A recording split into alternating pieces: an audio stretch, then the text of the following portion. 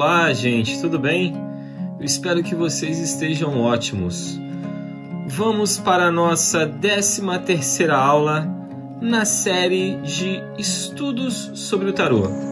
E se você ainda não assistiu nenhum dos vídeos passados, nenhuma das outras aulas, eu vou deixar aqui embaixo na descrição o link de todas as aulas passadas.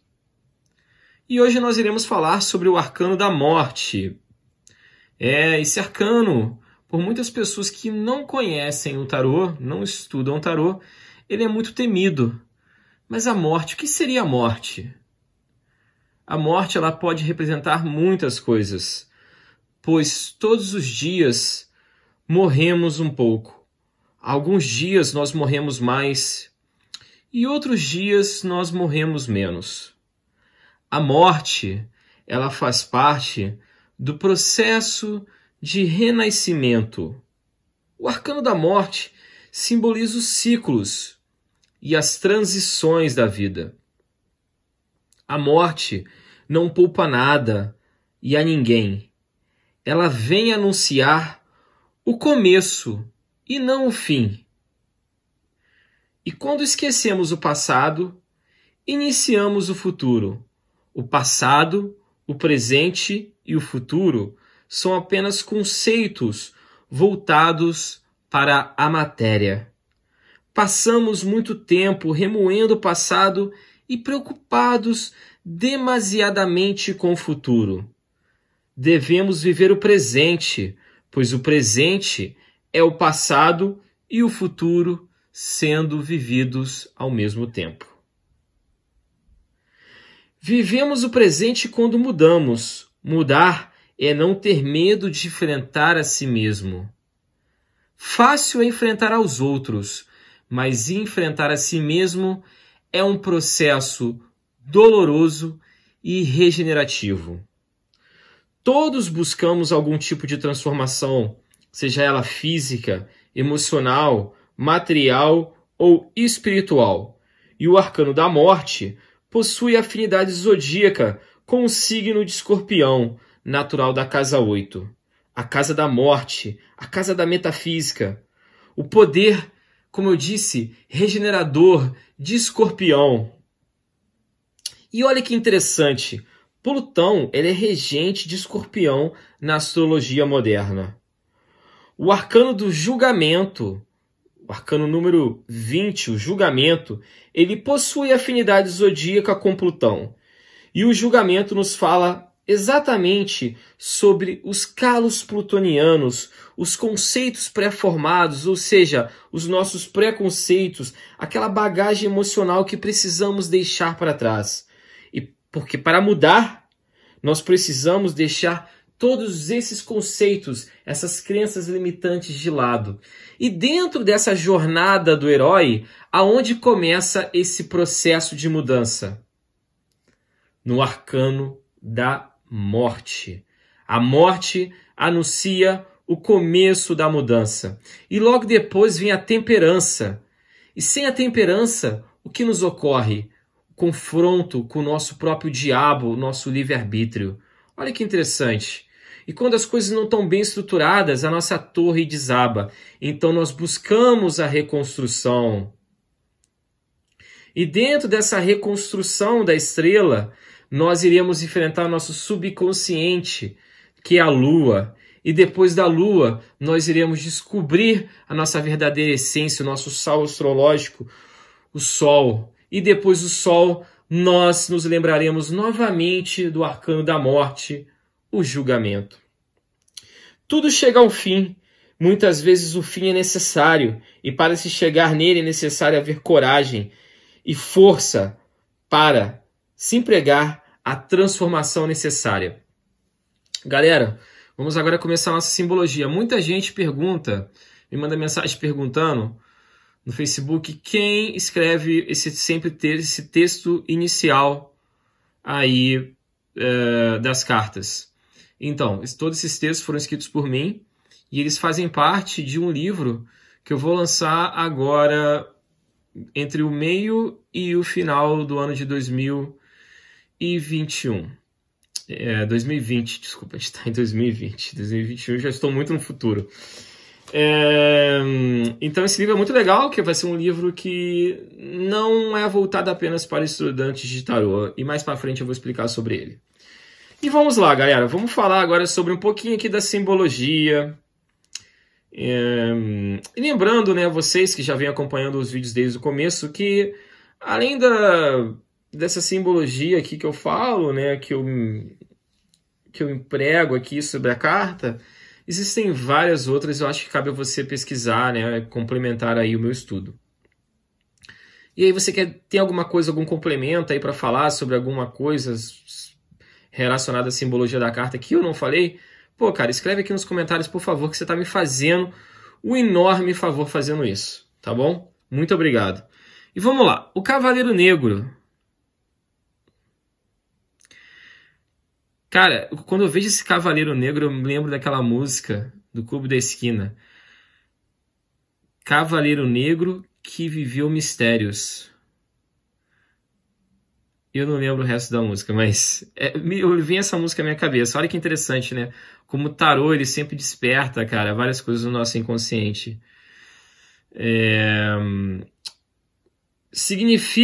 O Cavaleiro Negro significa trazer algo à conclusão.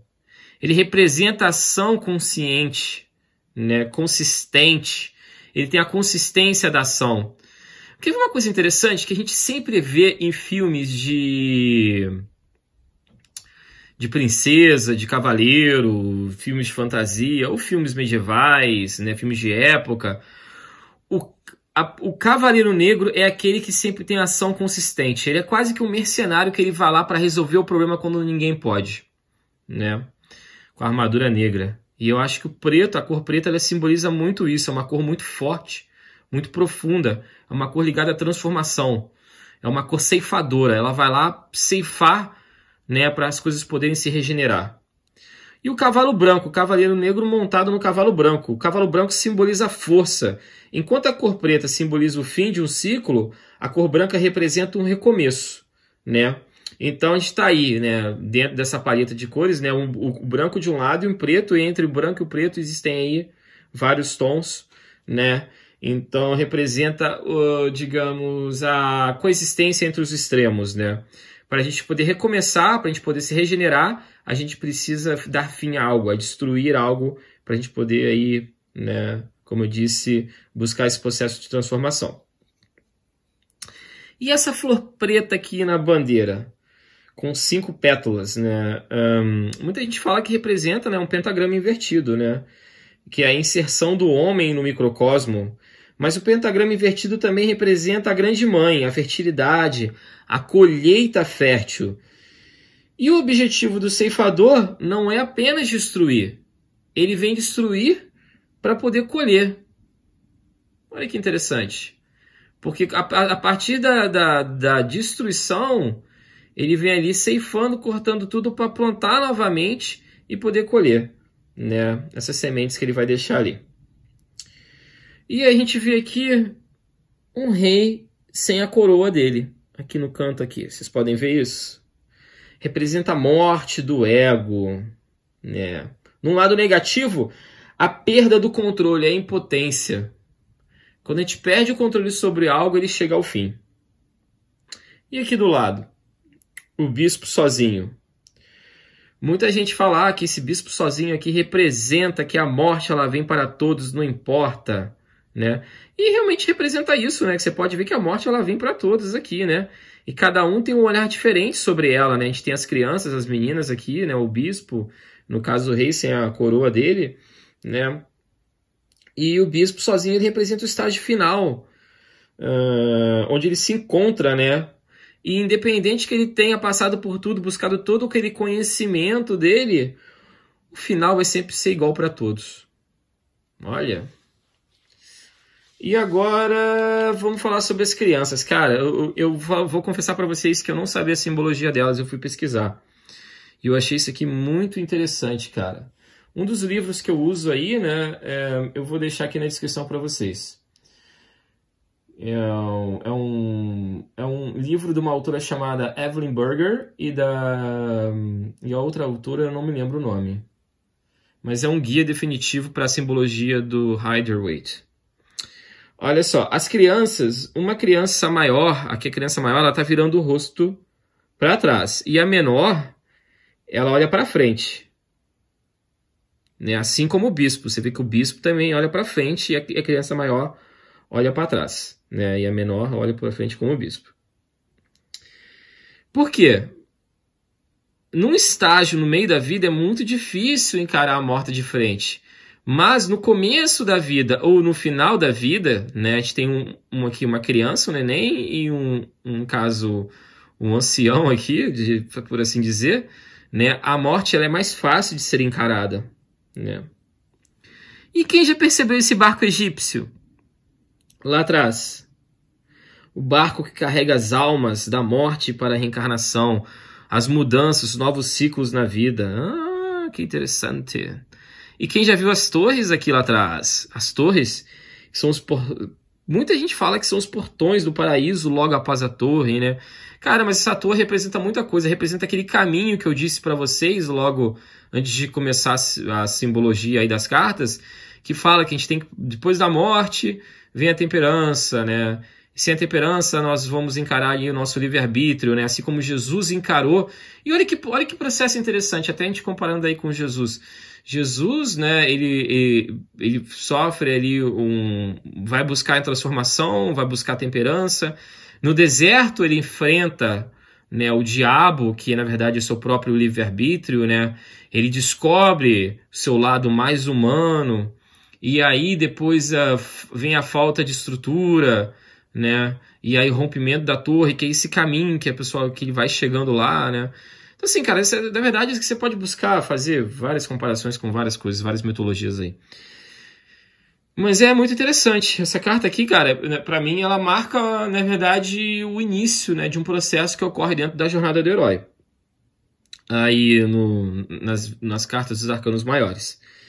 Né? Lá atrás, entre as torres, falam que essa cidade aqui, a cidadela, é a cidade prometida, né? Jerusalém, que aí vem logo depois do julgamento. Olha só. Então a gente passa pela torre, a gente passa pela estrela, a reconstrução, o sol, e a gente chega lá no julgamento, né? Que é Plutão, o regente de Escorpião, cara. Cara, essa carta aqui é muito louca, hein? E o céu cinza aqui, que é um alerta contra a apatia, a indiferença, né? Porque a indiferença e a apatia na nossa vida, ela também vem trazer processos dolorosos de regeneração, tá? Então é sempre importante você... Uma coisa que eu sempre falo, cara, eu canso de dizer isso, eu não aguento nem mais falar isso.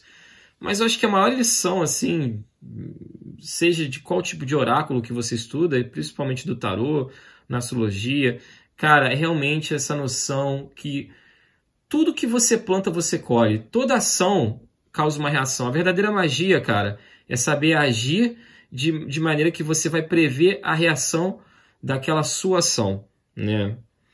E o Céu Cinza ele vem falar muito sobre isso, um alerta contra essas atitudes que devemos tomar sempre pensando aí dentro desse processo de coexistência no qual vivemos, tá? E também representa a paz de espírito.